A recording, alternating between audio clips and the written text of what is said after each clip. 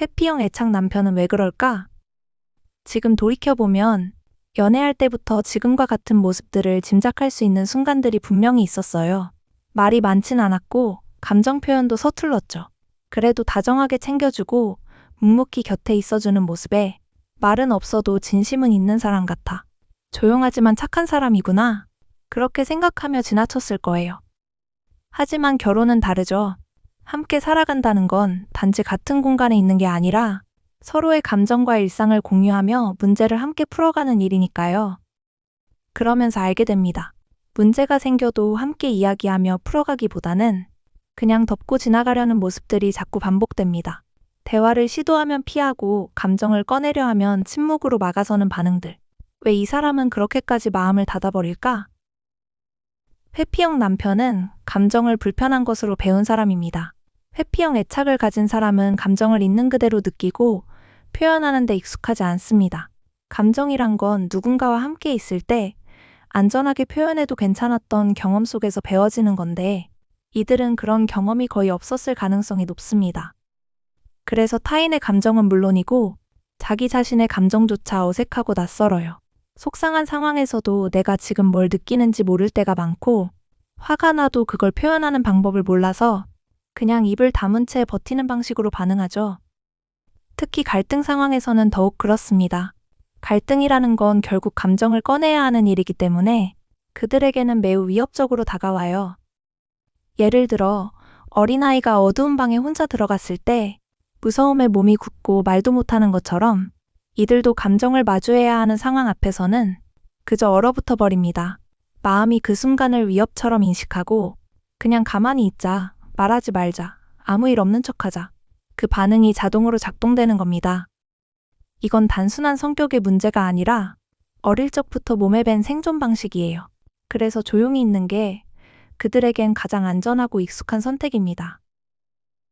애착 관계는 이렇게 만들어집니다. 애착이란 삶에서 아주 중요한 사람과 관계를 맺고 유지하려는 본능적인 정서적 연결입니다. 우리는 아기 시절 부모나 주양육자와의 관계를 통해 나는 누군가에게 기대도 되는 존재인지, 내 감정을 말해도 괜찮은지, 세상은 안전한 곳인지를 경험하며 애착을 형성하게 돼요. 보통 생후 12개월에서 36개월 사이 부모와의 상호작용이 반복되며 감정에 대한 기본 태도가 만들어집니다. 이때 충분히 공감받고 감정이 수용된 아이는 정서적으로 안정된 애착을 형성하고 그 이후의 인간관계에서도 비교적 건강하게 감정을 나누게 되죠. 하지만 회피형 애착을 가진 사람들은 그 중요한 시기에 감정적인 공감을 충분히 받지 못한 경우가 많습니다. 표현해도 반응이 없거나 도움을 요청해도 외면당했거나 감정을 말하는 순간 오히려 눈치를 보게 만드는 환경이었을 수 있어요. 감정은 그에게 익숙한 언어가 아니었을 수도 있어요. 어떤 사람은 늘 부모로부터 이렇게 들어왔을지도 몰라요. 그 정도는 참아야지. 괜히 예민하게 굴지 마. 그런 거 신경 쓰지 마. 넘어가. 이런 말들을 반복해서 듣다 보면 아이는 자신이 느끼는 감정을 점점 무시하게 됩니다. 감정이 있어도 말하지 않게 되고 도움을 청할수록 더 외로워졌던 기억이 쌓이면 결국 감정은 꺼내면 안 되는 것으로 인식되죠. 겉으론 아무렇지 않아 보여도 그 속엔 말하지 못한 외로움이, 두려움이 오래도록 쌓여 있었을 겁니다.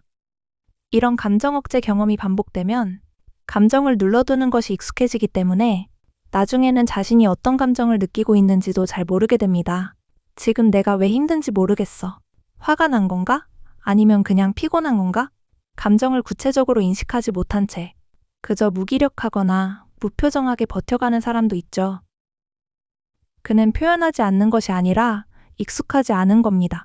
이런 사람은 사랑하는 사람과 함께 있는 순간에도 감정을 나누는 게 낯설고 어렵습니다. 무언가를 말하다가 상처받은 기억이 많은 사람은 말하지 않는 쪽을 선택하게 되죠. 기대했다가 실망한 기억이 많은 사람은 애초에 기대지 않게 됩니다. 그래서 회피형 남편은 상대가 감정을 나누려 하면 한 발짝 물러나고 갈등이 생기면 말해봤자 뭐해라며 조용히 있어버리고 그저 아무 일 없는 듯 넘어가려 하는 겁니다.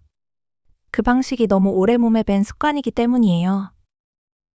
마무리하며 회피형 남편을 이해한다는 건 그 사람을 무조건 받아들이라는 뜻은 아닙니다. 다만 그가 그렇게 행동하게 된 배경을 알게 되면 내가 느꼈던 외로움과 허무함도 조금은 다르게 느껴질 수 있습니다. 우리는 종종 말하지 않는 사람을 보며 감정이 없는 사람이라고 오해합니다.